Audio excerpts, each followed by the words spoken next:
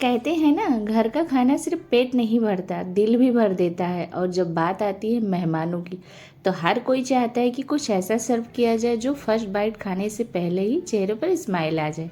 तो आज मैं लेकर आई हूँ एक ऐसी रेसिपी जो नाम से ही रॉयल लगे और टेस्ट में हो पूरी तरह दिल जीत लेने वाली। तो नाम है इसका दही के शोले। नाम से ही आप समझ गए होंगे कि कितना मज़ेदार ये होगा खाने में। इस नाश्ते का जो मेन पार्ट होता है हंकड़। हंकड़ को मैं घर पे बनाऊंगी, तो यहाँ मैं मार्केट से लाई हूँ 1 किलो दही, जो एकदम ताज़ी दही है। और आप ध्यान रखिए, जब इसे आप बनाएं तो एकदम फ्रेश ताज़ी दही का यूज कीजिए। तो इसे मैं एक छन्नी के ऊपर कॉटन का कपड़ा रख करके दही को डाल दी हूँ और इसे हाथों से निचोड़ करके जो इसका एक्स्ट्रा पानी है वो निकाल दूंगी, ताकि हमें एकदम सूखी दही चाहिए, जैसे हंकड़ बोलते हैं। तो ये बनाना बहुत आसान है, पर क्या है, इसको सेट करने में थोड़ा सा टाइम लग जाता है। पर मैं आज बहुत ज़्यादा जल्दबाजी में बना रही हूँ, क्योंकि मेहमानों की डिमांड थी कि आज वो दही के शोले खाएंगे और इतना टाइम नहीं था मेरे पास कि मैं इसे जो है रेस्ट के लिए रख सकूँ। तो इसी वजह से मैं इसे अच्छे से निचोड़ निचोड़ करके इसका सारा पानी निकाल दूँगी और इसे इसी छन्नी के ऊपर रख करके किसी हार्ड, मतलब किसी भारी सामान से, कोई बर्तन है जिसमें सामान रखा हुआ है, तो उससे आप इसे रख करके दबा दीजिए। तो इसका जो एक्स्ट्रा पानी है वो आराम से निकल करके ये दही एकदम अच्छे से सेट हो जाता है। तो यहाँ मैंने कॉटन कपड़े में इस दही को बांध दिया है। इसके ऊपर मैं एक डिब्बा रख दूँगी जिसमें मैं दाल रखा हुआ है, जिसकी वजह से वो डिब्बा भारी है। तो ये जो इसमें एक्स्ट्रा पानी जो बचा हुआ है वो भी निकल करके दही अच्छे से सेट हो जाएगा। तब तक हम यहाँ पर कुछ सब्जियाँ तैयार करेंगे। तो आपके पास जो सब्जियां हैं उनका यूज आप कर सकते हैं, पर मेनली इसमें क्या है, शिमला मिर्च है, प्याज है, गाजर है, यही सारी चीज़ों का यूज किया जाता है। तो यहाँ पर मैं ली हूँ 3 प्याज, शिमला मिर्च, गाजर, हरी मिर्च और अदरक। सारी चीज़ों को मैं अच्छे से धुल लूँगी। धुलने के बाद इन्हें छोटे छोटे पीसेज में कट करना है। तो इन्हें रफली कट करना है, कोई शेप नहीं लेना है, एकदम बारीक बारीक आप कट कर लीजिए। और जो भी आपके पास हैं उनका आप यूज कर सकते हैं। तो यहाँ पर मैं सारी चीज़ों को इसी तरीके से रफली कट करके तैयार कर लूँगी। ये नाश्ता खाने में जितना मज़ेदार होता है उतना ही इसका नाम भी मज़ेदार है और बनाने में आसान भी है। बस क्या है, केवल दही सेट होने में थोड़ा टाइम लगता है। तो यहाँ मैंने सारी चीज़ों को जो है कट करके पहले से तैयार कर लिया है। और ये देखिए, हमारी दही भी बहुत अच्छे से एकदम सेट हो गई है, एकदम सूख गई है। तो ध्यान रखिए कि दही में बिल्कुल भी पानी नहीं होना चाहिए, वरना जब हम फिलिंग करेंगे ना तो एकदम गीला रहेगा, तो अच्छे से जो है सेट नहीं हो पाएगा। अब यहाँ मैं 250 ग्राम इसमें पनीर का यूज़ करूँगी। आप पनीर को स्किप भी कर सकते हैं। अगर आपके पास दही ज़्यादा है तो आप इसमें पनीर का यूज मत कीजिए। अगर आपके पास दही कम है तो पनीर का यूज कर सकते हैं। पनीर डालने से और भी ज़्यादा ये टेस्टी मज़ेदार लगते हैं खाने में। पनीर को इस तरह से मैश कर लेंगे और दही को भी मैश कर लेंगे। सारी चीज़ें आराम से एक में दही और पनीर मिक्स हो जाएगा। उसके बाद डालेंगे इसमें कटी हुई सब्जियां। तो यहाँ मैं शिमला मिर्च है, गाजर है, प्याज है, हरी मिर्च है और धनिया के पत्ते मैं डाल दूँगी। आप इसमें ज़्यादा से ज़्यादा धनिया के पत्ते डालिए, बहुत ज़्यादा टेस्टी लगते हैं। और मेन होता है इसमें अदरक। अदरक आपको क्रश करके या कूट करके डालना है। इसमें मैं लहसुन का यूज नहीं कर रही हूँ, क्योंकि लहसुन का यूज इसमें नहीं होता है। अब यहाँ मैं काली मिर्च पाउडर, हरी इलायची का पाउडर, चिली फ्लेक्स, नमक, सारी चीज़ें डाल दूँगी। उसके बाद करूँगी मिक्स। तो ये इसमें जो मसाले मैं डाली हूँ एकदम नॉर्मल मसाले हैं, जो कि हमारी दादी नानी ने सदियों से हमें विरासत में दिए हैं। तो यही वो फीलिंग है जो इस रेसिपी को दिल को छू लेने वाली बनाती है। आप देख रहे हैं ना कि फीलिंग को देख करके ही मुँह में पानी आ जाएगा। तो फिर सोचिए, जब ये नाश्ता बन करके तैयार होगा तो कैसे नहीं मन ललचेगा खाने के लिए। तो देखिए, हमारी एकदम फीलिंग बन करके तैयार हो गई है। तो चलिए अगली तैयारी करते हैं।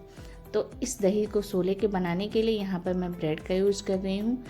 और आप भी ध्यान रखिए, जब ब्रेड लाइए तो एकदम फ्रेश ताज़ी ब्रेड लाइए, और जो साइज़ में बड़ी वाली ब्रेड होती हैं उन्हीं का यूज़ कीजिए। अगर बड़ी वाली ब्रेड नहीं मिले तो एक साथ में आप 2 ब्रेड का यूज कर सकते हैं। तो ब्रेड आप देख रहे हैं ना, एकदम बिल्कुल ताज़ी, एकदम मुलायम है। ज़्यादा हार्ड ब्रेड रहेगी, 2-3 दिनों का पुराना रहेगा तो अच्छे से ये बनेगा नहीं। अब इसका जो ब्राउन पार्ट है उसे हम कट करके निकाल देंगे। वैसे आप चाहें तो निकालें या ऐसे ही रखें, पर मैं इसे निकाल रही हूँ क्योंकि मुझे मेहमानों को खिलाना है तो थोड़ा सा देखने में अच्छा ही लगे। तो देखिए सारे पीसेस को इसी तरीके से जो हम कट करके निकाल देंगे। और ये ब्राउन पार्ट है, ये आपका वेस्ट नहीं जाएगा, इनका यूज हम ब्रेड क्रम्स में कर लेंगे क्योंकि आगे चल करके हमें इनका यूज करना है।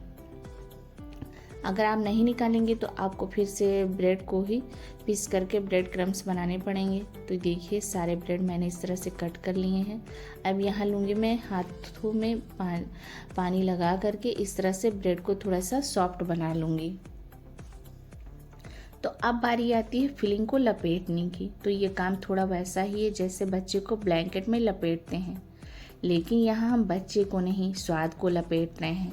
तो ब्रेड के स्लाइस को अच्छे से हम भिगो दिए हैं, उसके एक पॉलीथीन के ऊपर रख देंगे। अब इस स्टफिंग रख देंगे, उसके बाद धीरे धीरे इसे हम मोड़ेंगे। ध्यान ये रखिए कि ब्रेड जो है टूटे बिल्कुल भी ना, और अच्छे से ये सेट हो जाए, वरना क्या होगा जब इनको हम फ्राई करेंगे जो फीलिंग्स है वह सारी बाहर आने लगेंगी। और इसे एकदम टाइटली हमें रोल करना है जिससे कि फिलिंग बाहर ना निकले, और इसे इस तरह से शेप दे देंगे।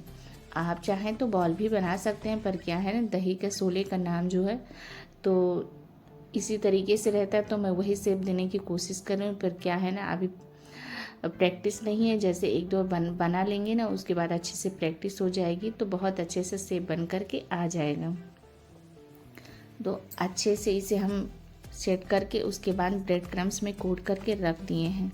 ध्यान आपको ये रखना है कि इसे बहुत ही ज़्यादा टाइटली रोल करना है, वरना क्या होगा ये सोले नहीं दही के बम बन जाएंगे जब आप फ्राई करेंगे। तो आप हाथों से पानी लगा करके भी भिगो सकते हैं या पानी में डिप करके ब्रेड को जो है हल्का सा भिगो लीजिए, उसके बाद निचोड़ दीजिए ताकि उसका पानी जो है निकल जाए। उसके बाद मोड़ने के बाद फिर से इसी तरीके से पॉलीथीन ले करके अच्छे से रोल करते रहेंगे। हाथों में रोल करेंगे, अगर पॉलीथीन नहीं लगाएंगे तो ये हाथों में चिपक करके ये टूटते रहेंगे, और पॉलीथीन की वजह से बहुत अच्छे से टाइट एकदम रोल हो जाते हैं।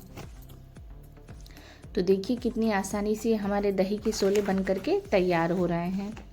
बस अब बारी है इन्हें फ्राई करने की।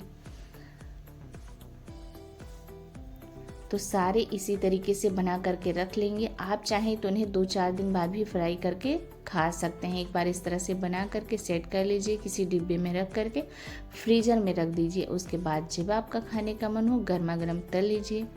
मेहमान आने वाले हों तो आप पहले से इसकी तैयारी करके रख सकते हैं, और झटपट उनके आने पर गर्मा गर्म इन्हें फ्राई करके खिला सकते हैं।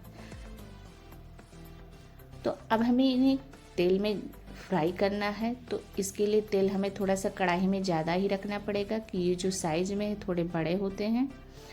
और तेल जब हमारा अच्छे से गर्म हो जाएगा उसके बाद हम इनमें डाल करके फ्राई करेंगे, और ये बहुत झटपट फ्राई हो जाते हैं। एक बैच फ्राई होने में 1 से 1.5 मिनट का टाइम लगता है, और इन्हें कोई ज़रूरी नहीं है कि आप एकदम लो फ्लेम पर फ्राई करें, इन्हें हाई फ्लेम पर भी फ्राई कर सकते हैं।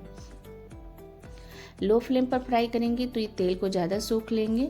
और ये देखिए हमारे दही के सोले बन करके तैयार हो गए हैं।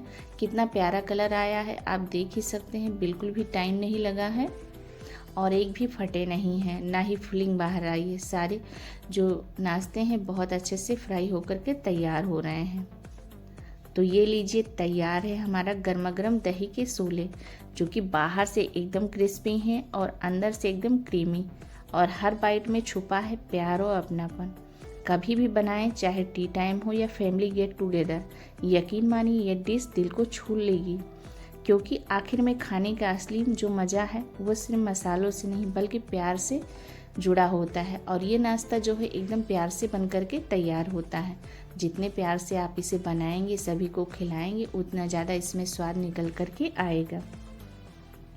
मैं आपको कट करके दिखा रही हूँ कि अंदर से ये कितने क्रीमी क्रीमी लग रहे हैं। तो आप भी इस तरह से बनाइए, खाइए, मेहमानों को खिलाइए, एंजॉय कीजिए। और मेरी रेसिपी अगर आपको ज़रा भी अच्छी लगी होगी तो लाइक कीजिएगा, शेयर कीजिएगा और चैनल को सब्सक्राइब कीजिएगा। हम आपसे मिलेंगे अगली एक नई रेसिपी के साथ। तब तक के लिए थैंक यू, बाय बाय।